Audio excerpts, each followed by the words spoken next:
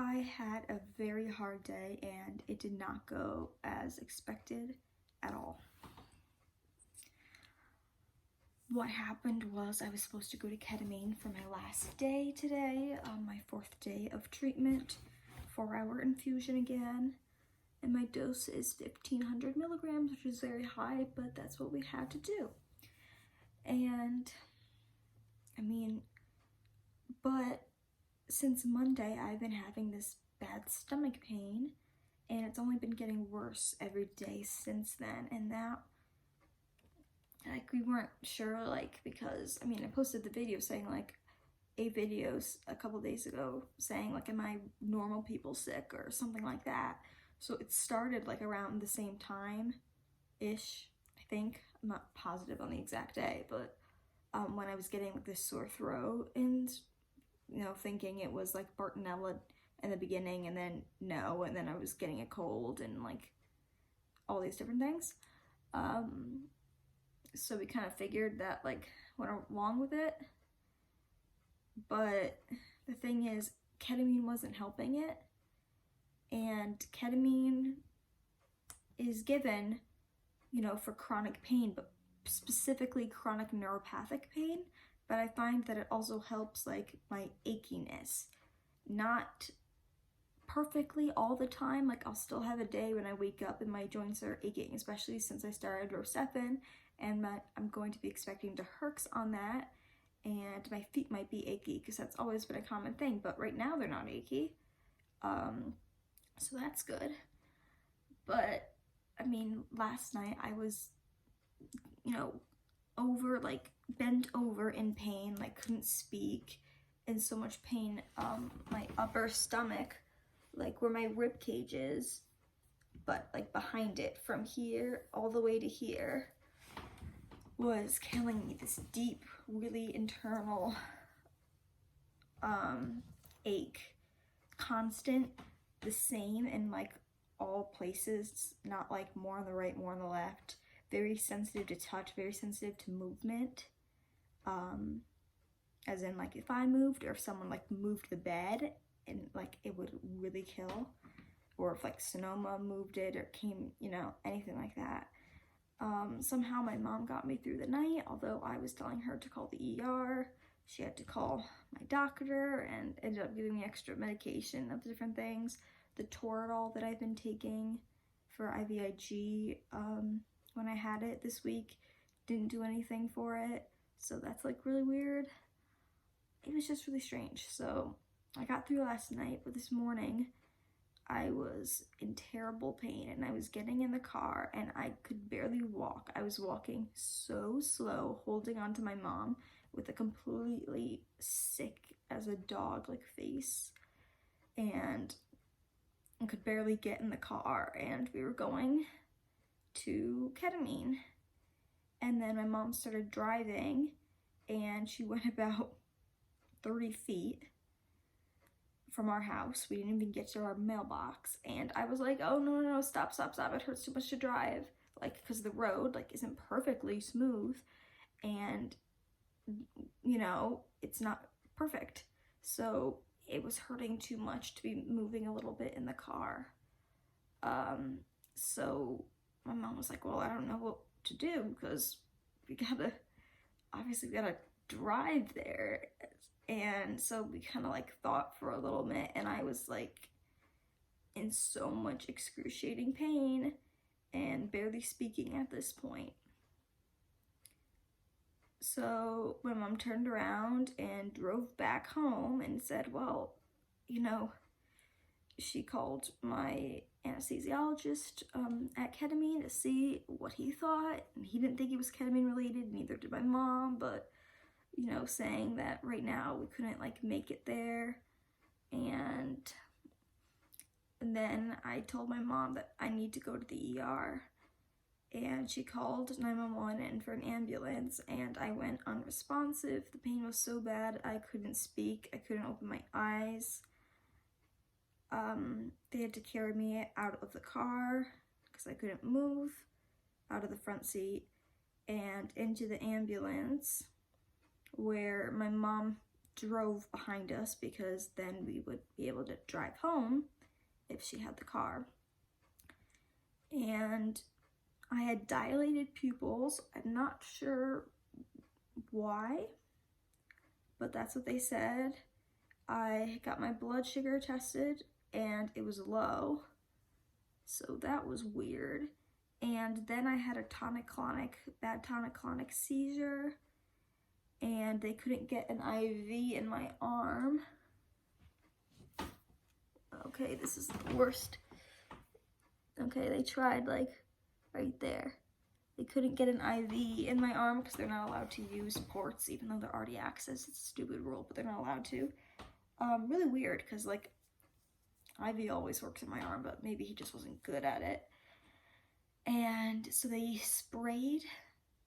I've never had this before. I guess because we were always able to get an IV, or they did IM, intramuscular shots, for me before for seizures of medicine, which they did not do today. The shot hurt way less. They do hurt because they're intramuscular. In my shoulder, they would do it because it's easier to get to my shoulder than my thigh. But those are the two places that you would do them. So they didn't do that. They gave me, what was it, Versed. I think also because it acts faster, and they really wanted to get me out of the seizure because it was really severe.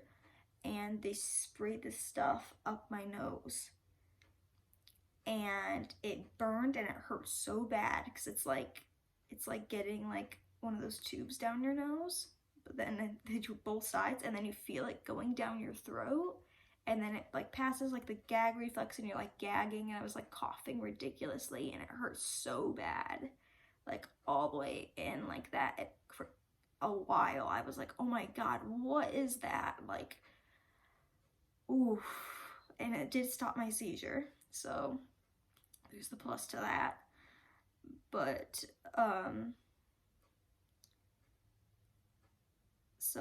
but I didn't come responsive and out, like just with my eyes open or talking or anything, or just moving my hands or anything, until a while later in the ER after they tried some things, and they had to get me in a gown, and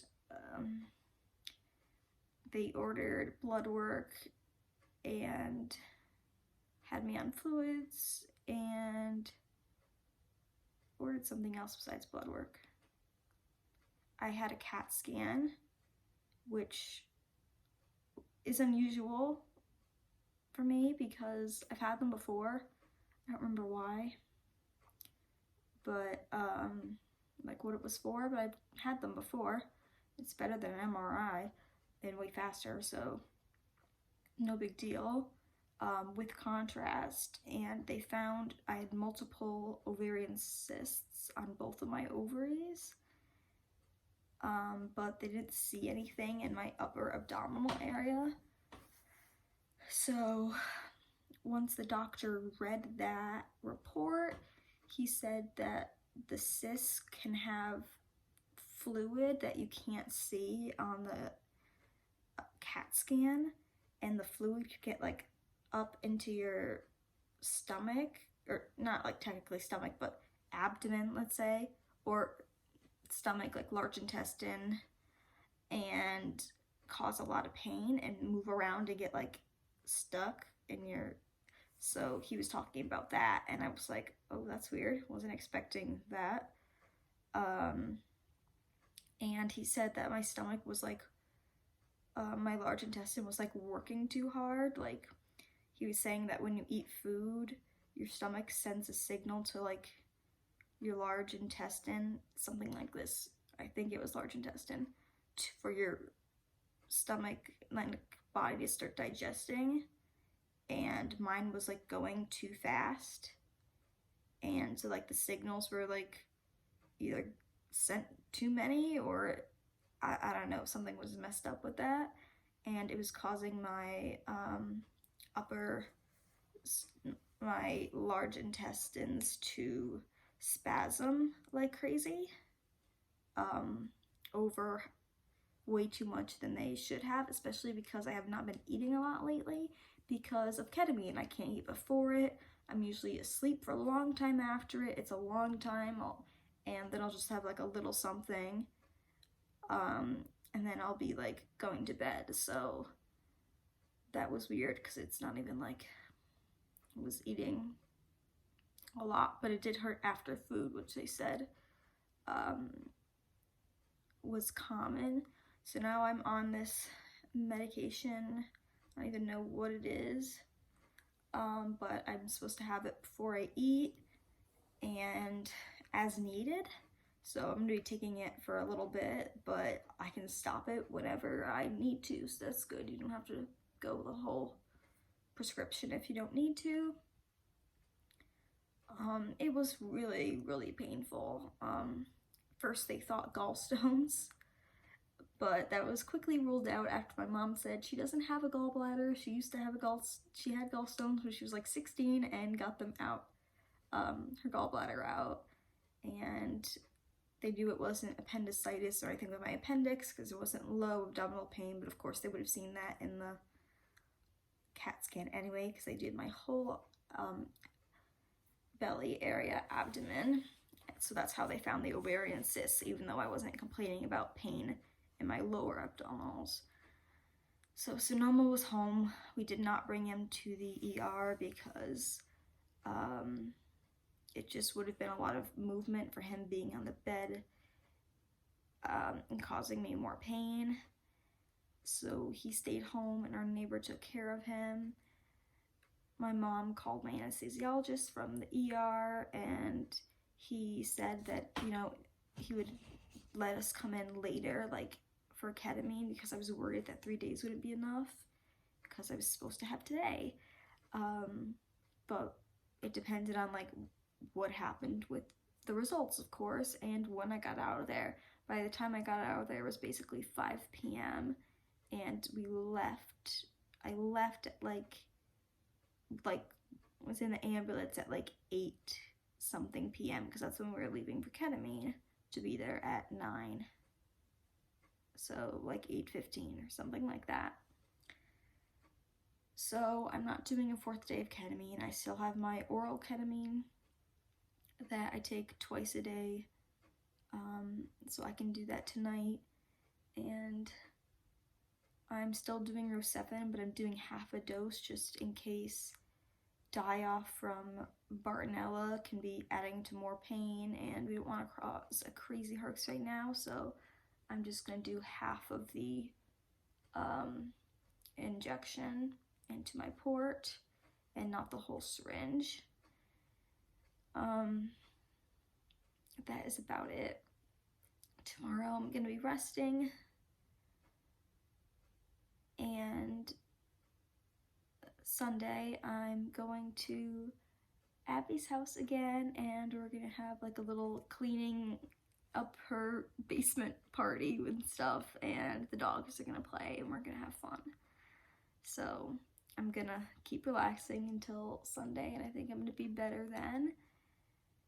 And then Megan is coming over for Thanksgiving, and she will be here Monday night. So I'm very excited for that, and we're going to create a lot of good videos and have a ton of fun Thanksgiving and Christmas decorating. So it was a really crazy day. Not at all what I expected or hoped for, but I'm glad to be home. There was nothing else they could do for me in the ER, even though the pain medication they gave me didn't work. I'm just using a heating pad and taking the other medication, which does seem to be helping a little bit. So they didn't want to keep me there because they didn't want me to get anything else from hospital germs. And I mean, they can't do anything about the cysts. And if that becomes more of a problem, then we'll have to go there later. For now, I'm gonna go hang out with Sonoma and do my meds right now. Make sure I get a good night's sleep tonight and keep using heat, Epsom salt, detoxing a lot. And tomorrow's gonna be a much better day. See you later.